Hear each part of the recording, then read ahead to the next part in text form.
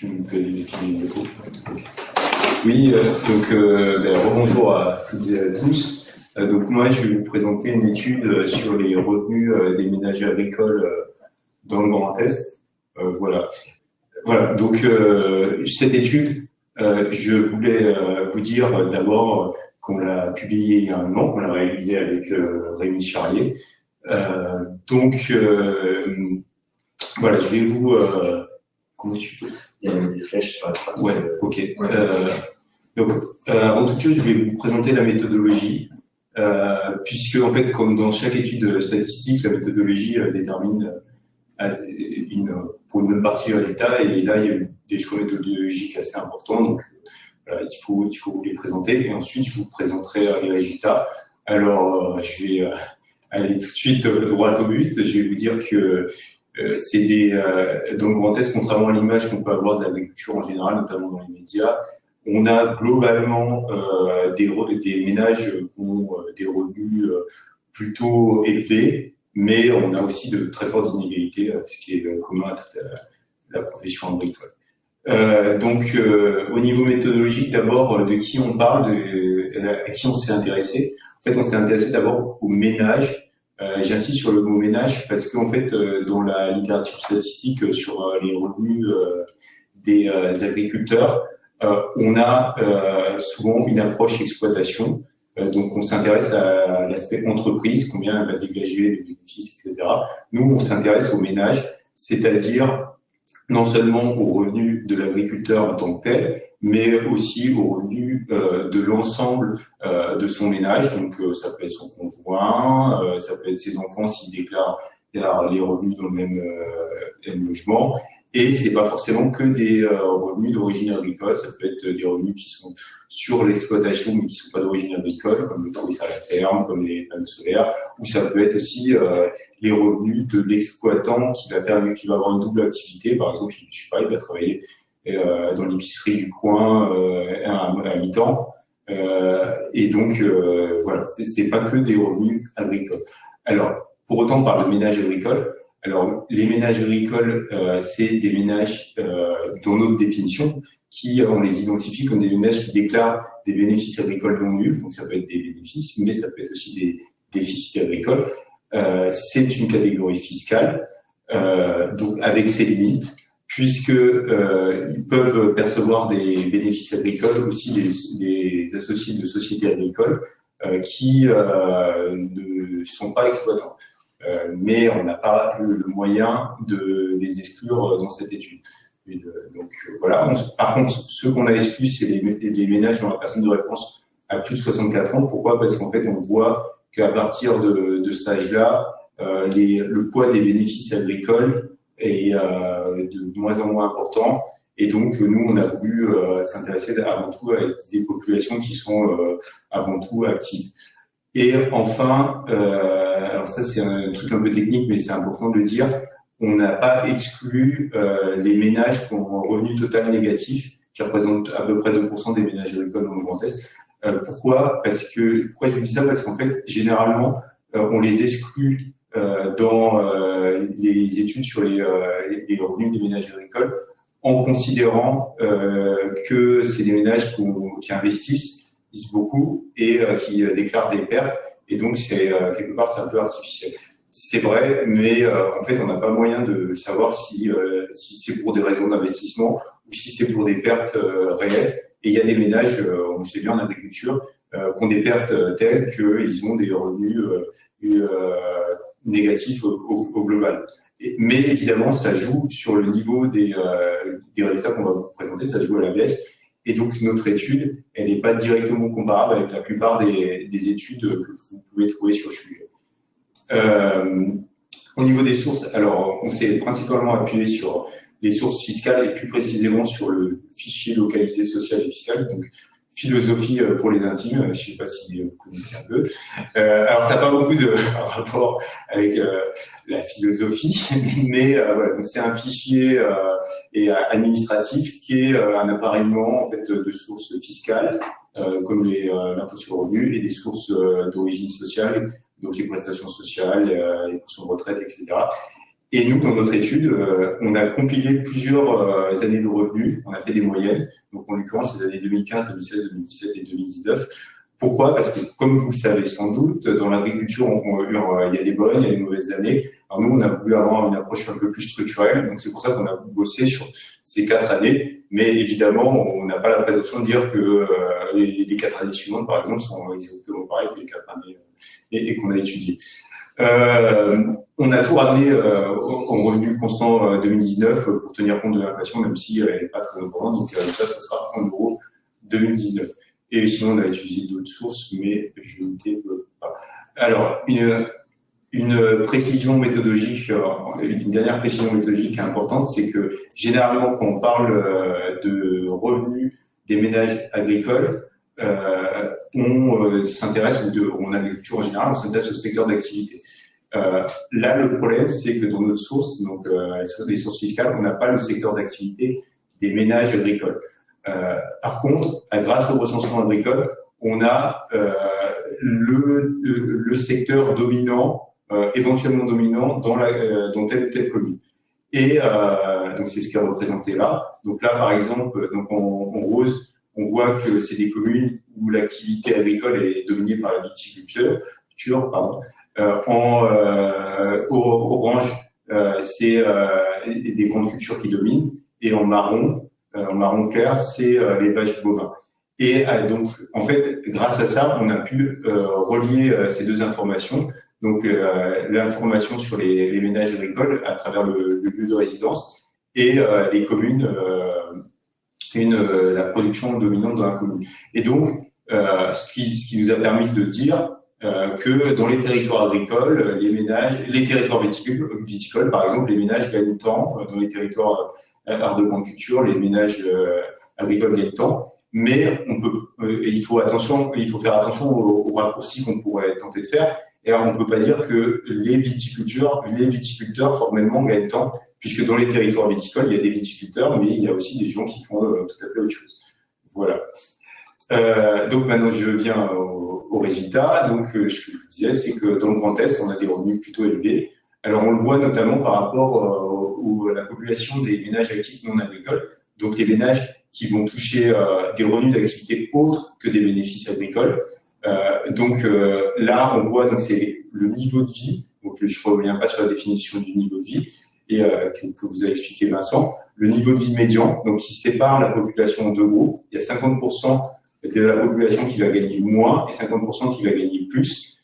Donc, chez les ménages agricoles, le niveau de vie mensuel médian sur la moyenne des années 2015-2019, il est de un peu plus de 2200 € par mois. Et pour les ménages actifs non agricoles, il est de 1840 €. Donc, c'est un différentiel d'à peu près 20% en faveur des ménages agricoles dans le Grand Est. Mais par ailleurs, c'est là où vous pouvez voir avec le petit losange rouge, on a quand même un taux de pauvreté qui est plus important, 14 contre 13% chez les ménages agricoles que chez les ménages actifs non agricoles.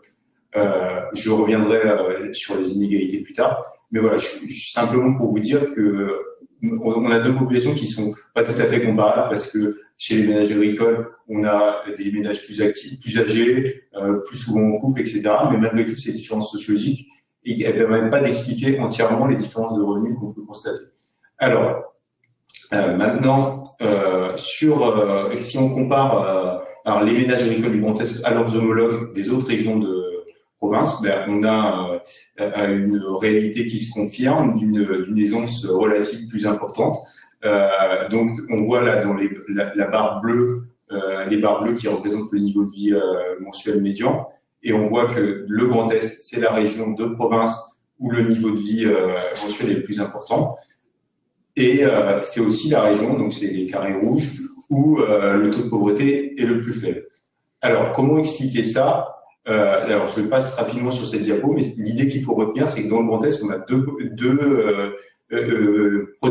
secteurs de production qui sont surreprésentés, à savoir la viticulture et les grandes cultures. Et ces secteurs de production sont associés à des rémunérations généralement plus importantes. Alors après, le diable est dans les détails, mais globalement, dans la viticulture, par exemple, on va dégager des revenus plus importants et liés à l'activité agricole. Et dans les grandes cultures, notamment, souvent, ça permet de dégager, c'est une activité qui permet de dégager plus de temps pour le chef d'exploitation ou son conjoint pour travailler à l'extérieur. Donc, il y a des apports de revenus autres qui sont permis grâce à cette activité. Mais il y a quand même, malgré tout, ce qu'il faut noter, c'est que même si on compare territoire agricole par territoire agricole, entre le Grand Est qui est en vert et les autres régions de province qui est en bleu, on voit que dans les principaux types de territoires agricoles représentés dans le Grand Est, on a un différentiel qui est toujours favorable au Grand Est, notamment en viticulture. Alors, pourquoi? C'est difficile à expliquer, mais nous, les hypothèses qu'on a avancées, c'est que déjà dans le Grand Est, on a des crus en viticulture qui bénéficient d'une certaine renommée. Donc, je ne fais pas un dessin, le Champagne, les crus alsaciens, etc. Pour les grandes cultures et les exploitations bovines, on a vu qu'en moyenne, on a des exploitations généralement plus importantes et de taille plus importante, et généralement, c'est associé à des revenus plus importants. C'est pas toujours le cas, mais voilà. Et aussi, on a constaté que quel que soit le type de territoire agricole, on voit qu'il y a une pluralité plus importante du chef d'exploitation. On ne sait pas pourquoi, mais en tout cas, on le constate. Enfin, le tableau serait trop rose si je ne vous parlais pas des inégalités dans le monde agricole et qui sont réelles aussi dans le Grand Est. Alors, pour ça, on a un indicateur qu'on appelle dans notre jargon le rapport interdécile, c'est-à-dire qui rapporte le revenu maximal des 10% les plus modestes, le niveau de vie maximal des 10% les plus modestes, au niveau de vie minimal des 10% les plus aisés. Et donc, on voit qu'il y a un rapport de 5 chez les ménages agricoles, alors qu'on a un rapport que de 3 chez les autres ménages actifs. Mais hélas, c'est chez les ménages agricoles du Grand Est, c'est un écart qui est assez proche de celui de la province. Maintenant, si on regarde un autre indicateur d'inégalité qui est le taux de pauvreté, on voit que chez les ménages agricoles, on a une pauvreté qui est très inégalement répartie au sein du territoire. On voit que donc l'état de chambre, c'est là où la pauvreté est la plus forte, et donc c'est dans les départements ruraux où la proportion de ménages agricoles qui vivent sous le seuil de pauvreté est la plus importante. Alors, pourquoi il y a des ménages qui sont plus pauvres que d'autres? Pourquoi il y a des ménages qui vivent sous le seuil de pauvreté et d'autres non? Alors, c'est difficile à expliquer, mais nous, avec les éléments dont on dispose, on a essayé de voir quels étaient les facteurs qui jouaient le plus les uns sur les autres. Alors, donc on a fait un raisonnement toutes choses égales par ailleurs, et donc on a testé voilà, si le ménage était âgé, quelle influence ça avait sur le taux de pauvreté, s'il était en couple, pas en couple, s'il vivait dans un département rural, etc. La conclusion à laquelle on est arrivé, c'est que le facteur qui joue le plus, c'est le nombre de sources de revenus. En gros, sans surprise, hein, mais plus un ménage dispose de peu de sources de revenus, plus il aura de risques de vivre sous le seuil de pauvreté. Donc un ménage qui dépend uniquement de ses bénéfices agricoles, il aura de très fortes chances, hélas, de vivre sous le seuil de pauvreté. Voilà, je vous remercie de votre attention. Je pense que j'ai été un peu trop long. Je m'en excuse. Alors, il y a 2 questions d'Olivier Guérin. Je pense que vous avez répondu, mais ça permettra de préciser. Pardon. Alors, une première question, c'est est-ce qu'il y a une distinction dans les calculs entre les ménages agricoles dont l'homme et la femme travaillent tous les deux ou pas sur l'exploitation? Et une autre question par rapport aux sources de revenus, notamment des revenus complémentaires qui proviendraient d'installations d'énergie renouvelable, éolienne, photovoltaïque, etc. Est-ce que ça, est-ce que vous aviez moyen de prendre en compte ces éléments? Alors, en fait, pour la première question, sur le travail de la conjointe, parce que la plupart du temps, c'est comme ça, c'est quand même une profession qui est très masculine encore, la profession agricole. La conjointe, quand elle travaille à l'extérieur, évidemment, c'est des sources de revenus substantielles. Mais le problème, c'est que nous, dans notre source, on a les salaires en général. Je prends la catégorie des salaires, mais les revenus d'activité indépendante, c'est la même chose. On a les salaires au niveau du ménage. Donc, on peut pas savoir formellement si ces salaires qu'on mesure, et ils viennent de l'agriculteur qui va avoir une double activité ou de sa conjointe. Mais par contre, on va savoir si on a affaire à un couple, si on a affaire à une personne seule, ça on va savoir. Mais voilà, on peut présumer, mais on peut pas. Je peux rajouter juste un complément qui était intéressant, c'est aussi on ne sait pas si on peut avoir un salaire à l'intérieur du ménage agricole qui vient de l'exploitation agricole, peut salarier par exemple le conjoint, et donc on va savoir qu'il y a du salaire, mais ça peut arriver qu'il vienne de l'agriculture, mais c'est tout un peu cette finesse, mais c'est expliqué dans l'étude qu'on aimerait avoir, mais qu'on n'a pas. Donc Sinon, sur les installations d'énergie renouvelable, on prend en compte ces revenus-là, effectivement. Évidemment, à partir du moment où ils sont déclarés, c'est toujours la limite. Mais en fait, ça va être sauf erreur de ma part, il me semble que ça devrait être des revenus.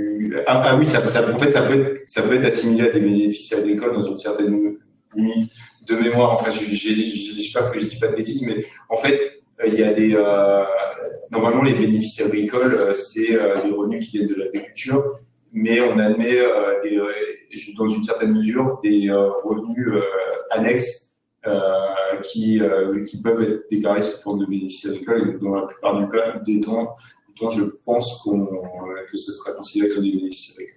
Après, je rebondis, ça dépend en fait comment l'exploitation agricole structure ce revenu-là en fait. Parce qu'en fait, l'agriculture, le monde paysan a quand même disparu. Maintenant, c'est un secteur comme un autre, avec des structurations, des intérêts, des aides, tout ça, qui font que c'est assez complexe en fait de tout démêler. Notre source ne permet pas d'avoir une très grande finesse. Je peux faire des hypothèses comme vient de faire Thomas, mais voilà, c'est assez compliqué d'avoir ce niveau de détail qu'on aimerait beaucoup avoir. En fait, par exemple sur les revenus des énergies renouvelables, on les prend en compte, mais par contre on ne sait pas les retracer, on ne peut pas dire hier les ménages agricoles perçoivent tant de pourcents de leurs revenus qui viennent des énergies renouvelables. Ça on ne peut pas le dire. Le taux d'endettement du ménage agricole. Peut-être en dernière question, ouais, effectivement, pour respecter un petit peu le timing. Non, ça on n'a pas d'informations. Ça figure pas de ressources fiscales. Non. Non, sur le volume horaire aussi, là aussi on n'a pas d'informations. Il y a des études nationales là-dessus, mais. Ok, merci. De toute façon, je vous invite à aller consulter l'étude complète et effectivement, les points de méthodologie ils permettent d'aller vraiment dans le détail de ce que vous avez pu expliquer. Voilà, je vous propose de passer au point suivant.